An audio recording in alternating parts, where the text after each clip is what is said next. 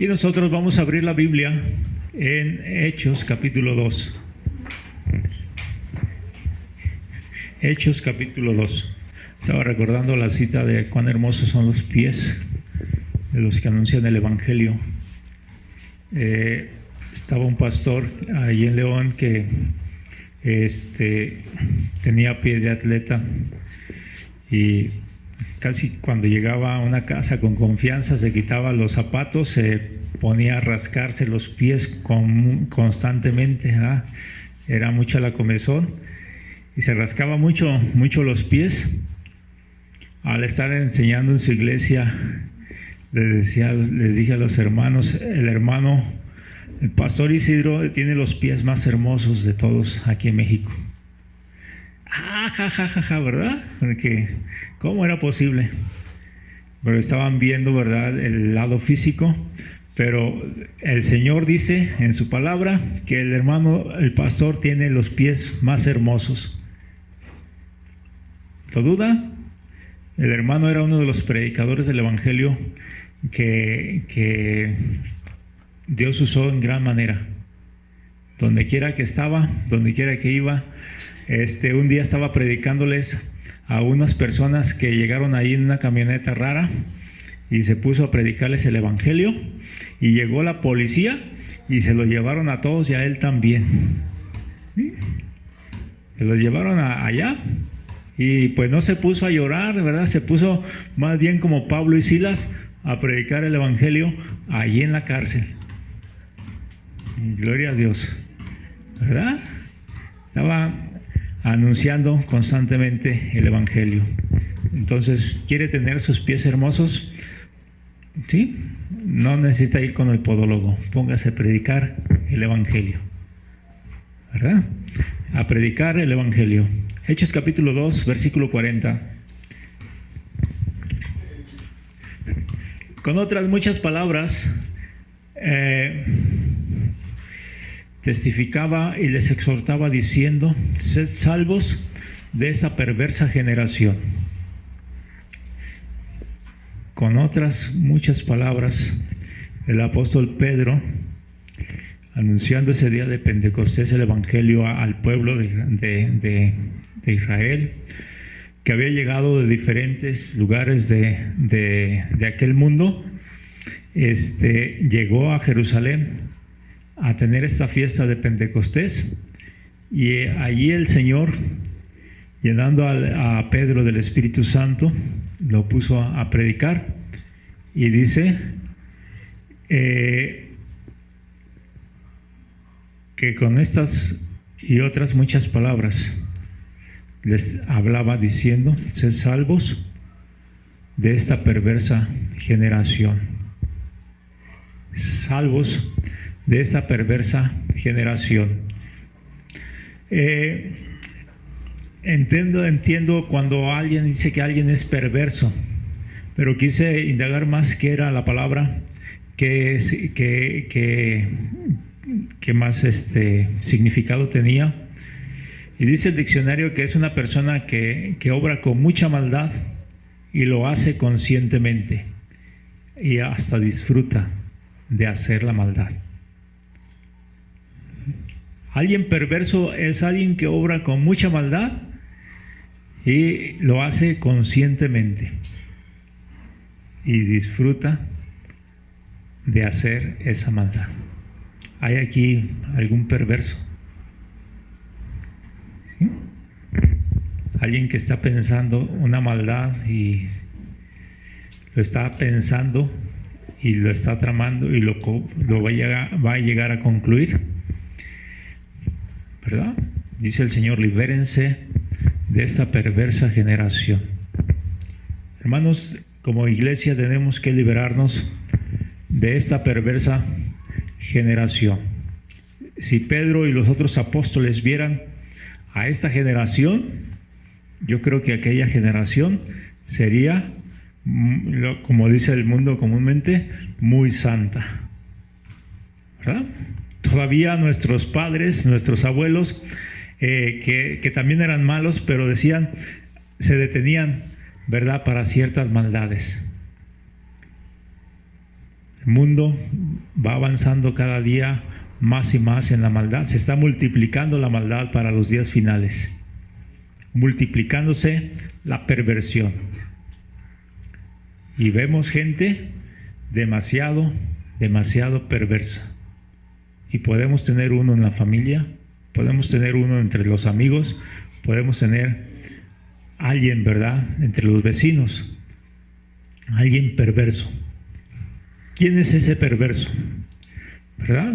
Bueno, el Señor nos dice a nosotros que nos liberemos, ¿verdad?, de esa perversa generación.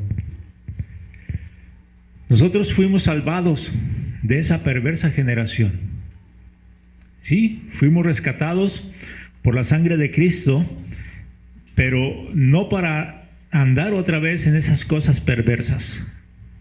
Somos rescatados ahora para diferentes cosas. ¿Para qué fuimos rescatados? Dice ahí el verso 42. Perseveraban en la doctrina de los apóstoles. Vamos a ver antes de esto el verso 41. Así que los que recibieron su palabra fueron bautizados y se añadieron aquel día como 3,000 personas. Había 120 en aquella congregación, aquellos discípulos que estaban allí esperando la llenura del Espíritu. Y después de que Pedro acaba de predicar, dice que el verso 37, la gente se compungió de corazón, empezó a sentir el pecado en su corazón. Y es ahí, hermanos, donde comienza nuestra vida como creyente. Cuando nosotros somos invitados a conocer a Cristo, se nos habla de que somos pecadores. Y empieza ahí a haber una convicción de que sí, hemos ofendido a Dios. Pero esa compunción debe ser tal, ¿verdad?, que verdaderamente sintamos el horror del pecado. Esa maldad, ¿verdad?, que ofende a Dios totalmente. Nuestra mente a veces no capta el horror de lo que es la maldad. Nos divierte a veces todavía la maldad y queremos todavía hacer cosas que son perversas, pero el creyente debe apartarse de todo eso. La iglesia debe apartarse de esas cosas. No somos llamados para andar otra vez en pecado. Dice allí el verso, déjenme lo encuentro, 43. Sobrevino temor a toda persona y muchas maravillas y señales serán hechas por los apóstoles. Esos 3,000 más los 120 llegaron a una convicción de temor a Dios. Empezaban a tener ese temor hacia Dios, ¿verdad?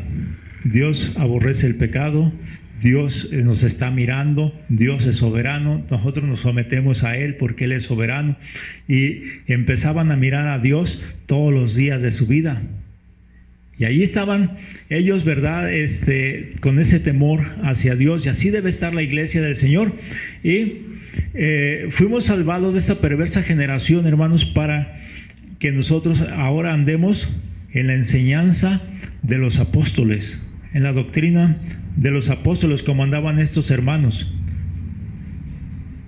¿Qué tal? La doctrina de los apóstoles es la enseñanza que ellos empezaron a dar a la iglesia. Y toda esa doctrina de los apóstoles la tenemos aquí escrita en los evangelios, en el Nuevo Testamento. Todo el Nuevo Testamento nos menciona todo lo que los apóstoles estuvieron enseñando, todo lo que el Señor quiso que se enseñara para la iglesia. Y aquí está todo lo que tenemos que aprender, que Dios quiere que nosotros hagamos como iglesia. Aquí está en el Nuevo Testamento. Como hijos de Dios, salvados de esa perversa generación, debemos estar ocupados cada día aprendiendo las enseñanzas de los apóstoles del Nuevo Testamento. Otra cosa que estaban haciendo, dice aquí verso 42, perseveraban en la doctrina de los apóstoles, en la comunión unos con otros y en el partimiento del pan. Esa comunión que tenía la iglesia debe ser parte ahora de nosotros como creyentes. Cuando uno se aparta de la perversa generación y no se ocupa en nada, entonces vienen otra vez los problemas, los deseos de querer volver otra vez a andar en comunión con la perversa generación. ¿Sí? Parece que no, ¿verdad? Pero la comunión con los hermanos nos inspira a agradar a Dios, a servir a Dios, a vivir para Dios, a tener metas para Dios. Nos lo acaba de decir vos, ¿verdad? Se estaba queriendo apartar, pero ¿dónde estaba su comunión de vos en esos días? Con los perversos. ¿Qué pasó en esa semana, esas 2 semanas que vos viene inspirado para querer agradar a Dios?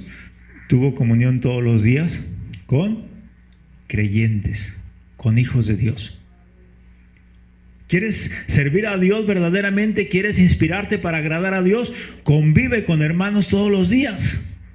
Convive con la iglesia todos los días. Ten comunión con la iglesia todos los días y vas a ver cómo vas a querer agradar más a Dios. Me da tristeza, ¿verdad?, cuando no queremos tener comunión con los hijos de Dios. ¿Sí? Dice Juan que cuando andamos bien con Dios, estamos bien con los hermanos. Y es una mentira que si decimos que estamos bien con Dios y no estamos bien con los hermanos, pues es una mentira. No se puede estar bien con Dios y estar mal con los hermanos. Dios dice también la palabra de Dios allí en Hebreos 10, 24, 25, que no debemos dejar de congregarnos como muchos tienen por costumbre, sino exhortarnos, ¿verdad?, para que nosotros vivamos al amor y a las buenas obras. ¿Qué hace la comunión? En el creyente dice que nos ayuda para exhortarnos unos a otros, para motivarnos unos a otros al amor y a las buenas obras.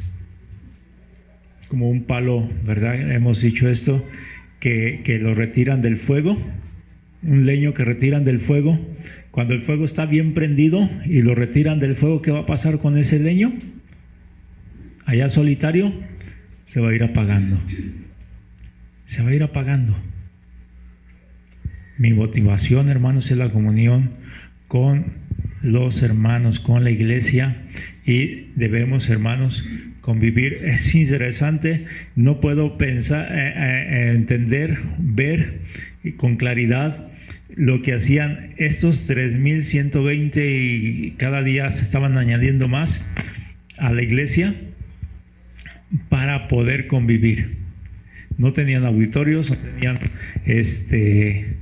no me imagino que no había casas grandotototas, pero cada día, dice, se juntaban. Cada día. La iglesia pasó una semana, a veces dejamos de venir hasta una semana y dentro de 15 días o un mes, y decimos otra vez a la iglesia. Si hace como un mes fui, me van a decir cucaracha de la iglesia. No le hace. No van a decir fanático. No le hace. Si es por tener esa comunión, si es por buscar a mis hermanos, si es para inspirarme, para inspirar, quiero estar en la iglesia. Pero se imagina esos 3,000, ¿sí?, juntándose allá por Jerusalén, toda esa zona. Dice, venían al atrio del templo, ahí se juntaban, allí convivían. No tenían un templo como nosotros, ¿verdad?, dedicado nada más para nosotros. El templo era judío, el templo es el templo de Jerusalén, no había más templos. ¿Sí? ¿Tienen la idea? No estaban ellos nada más únicamente, sino que estaba toda la demás gente que venía de otros lugares allí en Jerusalén, allí en el templo. Pero dice que tenían comunión unos con otros. Verso 46 dice, perseverando unánimes cada día en el templo y partiendo el pan en las casas. No solamente estaban conviviendo, estaban también celebrando la cena del Señor, estaban con ese partimiento del pan y estaban allí en esa constante convivencia, constante oración. También había oración. Verso 42.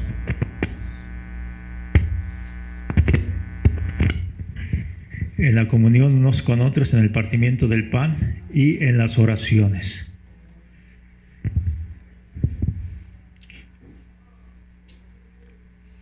No me puedo imaginar esta gente, les digo, más de 3,000 personas creyentes moviéndose allí en Jerusalén, para allá y para acá, para convivir y para orar. Un bullicio. Les platicaba de aquella experiencia que tuvo aquel hermano que llegó allá era en Seúl, allá en Corea del Sur. Creo que sí es Seúl la capital de Corea del Sur.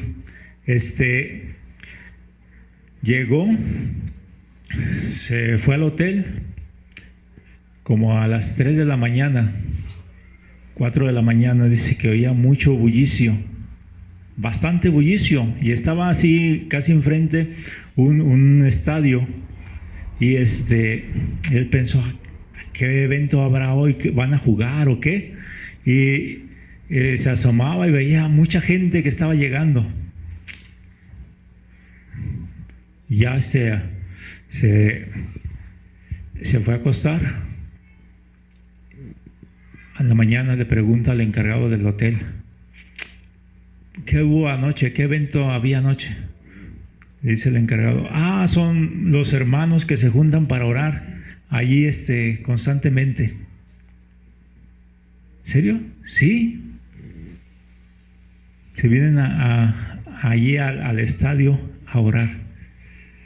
Me imagino que varias iglesias se juntaban para hacer oración.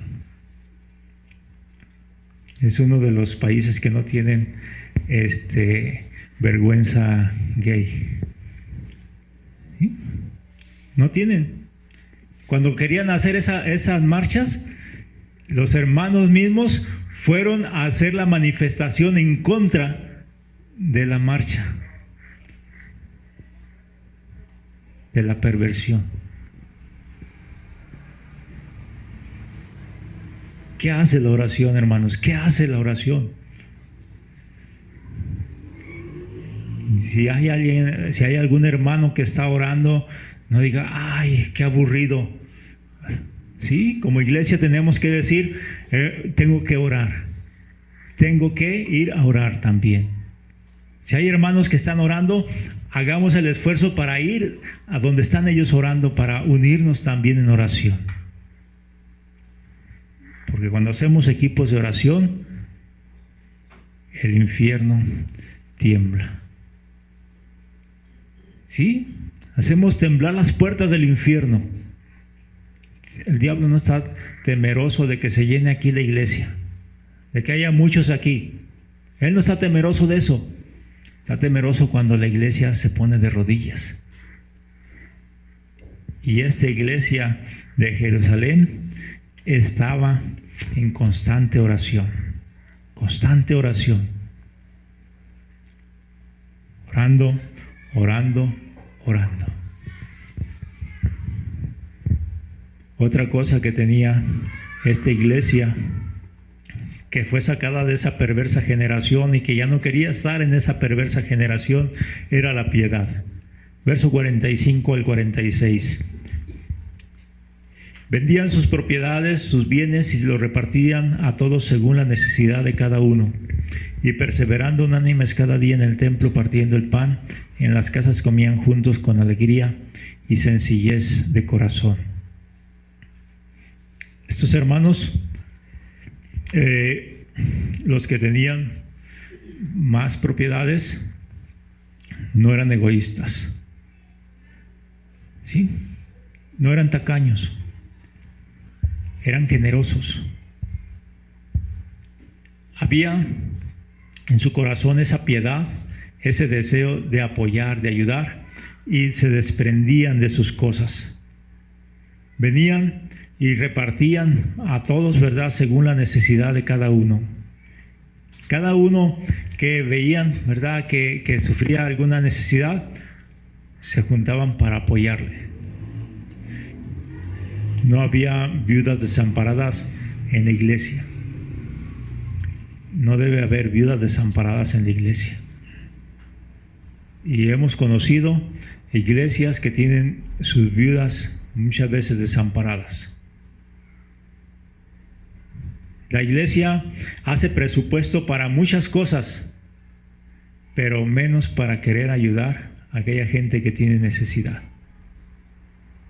Hace presupuesto para hacer sus templos más grandes, hace presupuesto para tener los mejores equipos de sonido, hace presupuesto para todo eso, pero cuando se trata de ayudar a algún necesitado, qué flojo que trabaje. ¿Sí? Y vemos, ¿verdad?, que muchos hermanos que sí son trabajadores y carecen de alguna que tienen una necesidad, y la iglesia no está abierta para apoyarles. Tenemos que ser abiertos, hermanos, como iglesia, para apoyar necesidades que tengan las demás personas. Y dice que venían y partían el pan. No solamente comían juntos, sino que partían el pan en sus casas, comían juntos con alegría y sencillez de corazón. Saben que para hacer una comida siempre hay gasto. Sobre todo las mujeres, las amas de casa, ya saben cuánto se gasta para hacer una comida en su casa. Cuando come su esposo, ¿sí?, ¿cuánto se gasta? Imagínense cuando ya tienen 2, 3 hijos, ¿cuánto se gasta? ¿Sí? Ayer tuvimos este evento, el hermano David compró los insumos de la comida de la cena, y cuando vio todos los jóvenes que estaban aquí, todos los que habían venido, entonces fue y compró. No se les cobró a nadie nada, llegó, ¿verdad?, y se les repartió. Decimos, qué poquito me dio el hermano. ¿Sí? Qué poquito. Nada más me dio una hamburguesa, nada más me dio un hot dog. Qué codo el hermano. Pero imagínense como 60 jóvenes y otros 20 adultos.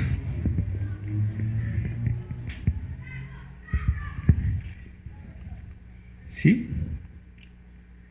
¿Cuánto se gasta? ¿Quién estaba poniendo las comidas? ¿Cuándo trabajaban los hermanos? Me imagino que sí trabajaban.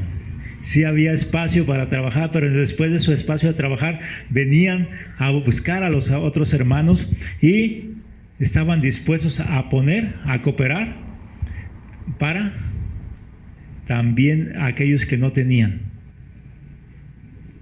Cooperaban y daban y se daban unos a otros, hermanos, porque este es el corazón de la iglesia, el corazón de la iglesia llena del Espíritu: servir, dar y darse.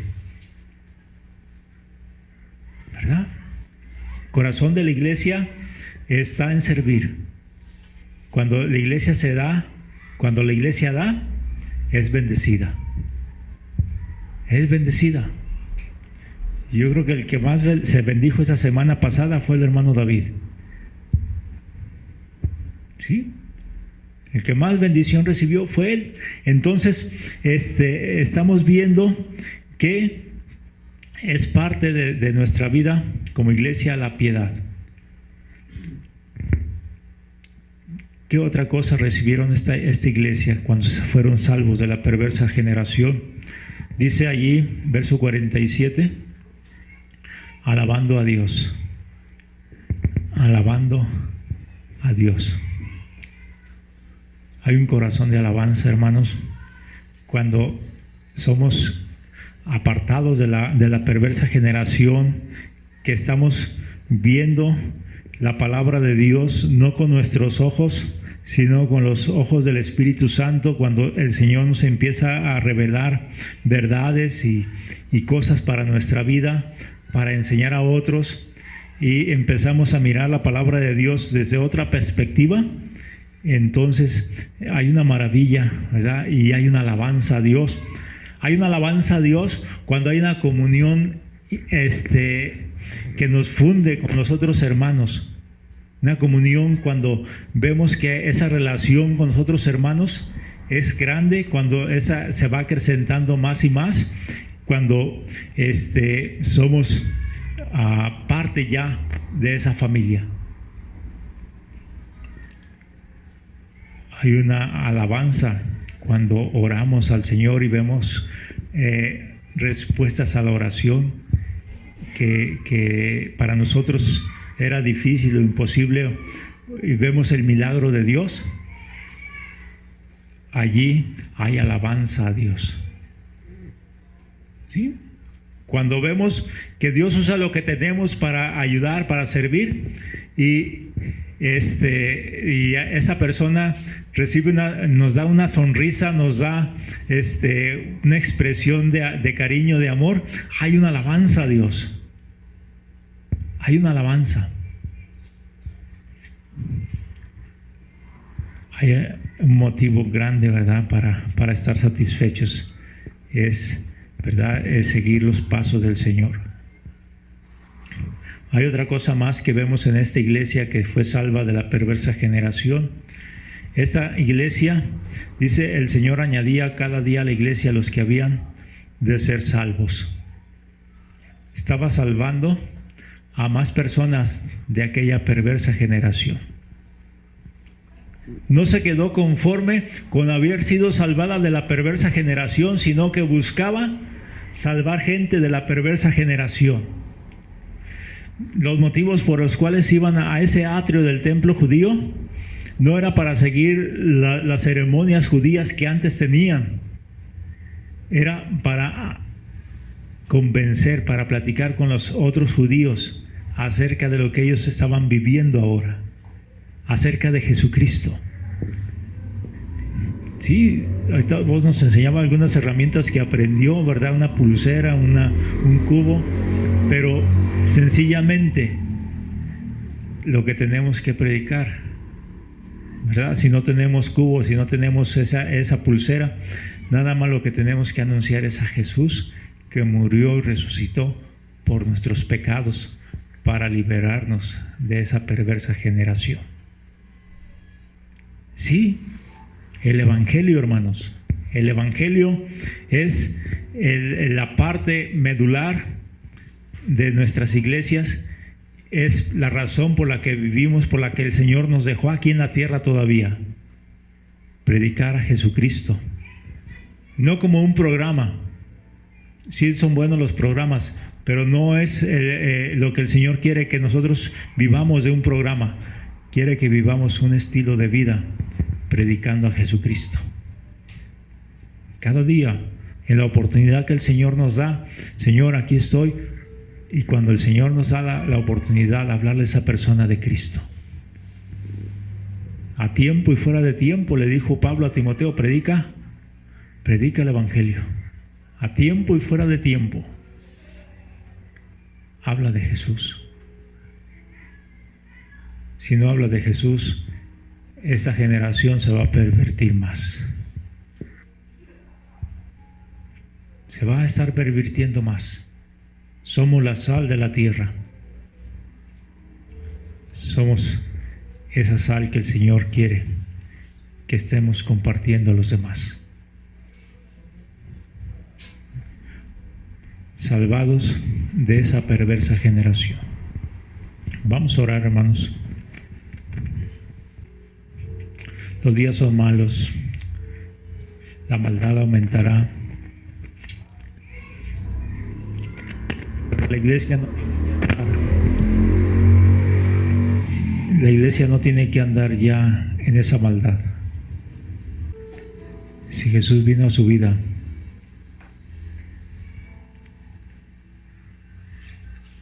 Él quiere que aborrezcamos el pecado. Si sabes lo que es bueno y no lo haces, es pecado.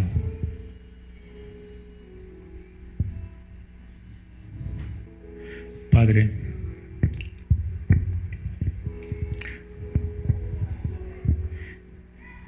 sabemos que la humanidad se degenera cada día más y más. Es tu profecía, Señor, y nos ha tocado estar en esta generación.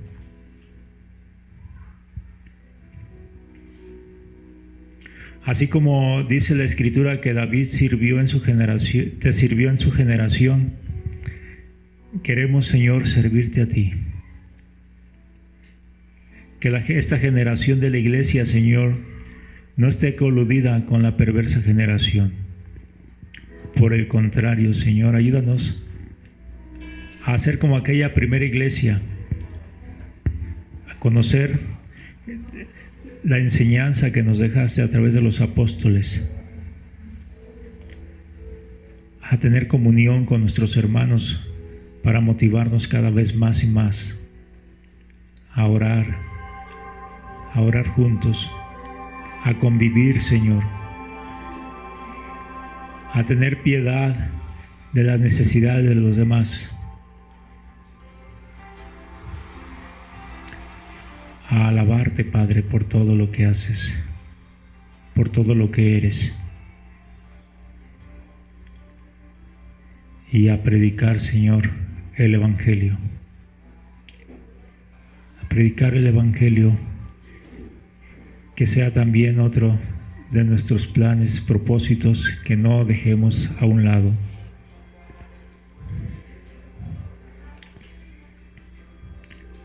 Amado Padre, te queremos pedir por la salud y la necesidad que tiene el pastor Isaí y su familia.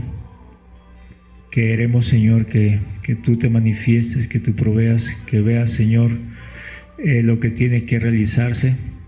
Si es indispensable esta cirugía, si es el medio que tiene que conducirse, tú guíale, Señor. Pero también pedimos, Señor, que salud para para Isaí, para Vero, para Sheila, para Otoniel, y no sé si los otros hijos si tienen esa necesidad también. Te estamos rogando también, Señor, misericordia por Omar. Sabemos que andaba pervertido, pero queremos, Señor, que tengas misericordia. Recuérdale tu palabra, recuérdale, Señor, tu amor a él. Obra, Señor,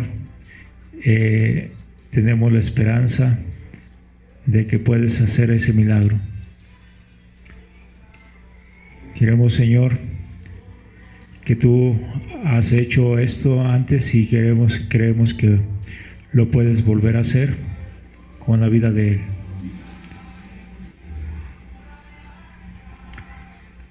Gracias, Padre. Gracias por todo tu amor. Bendice la semana que viene, guíanos en tus planes y guía a cada hermano y suple cada una de sus necesidades. En el nombre de Jesús. Amén.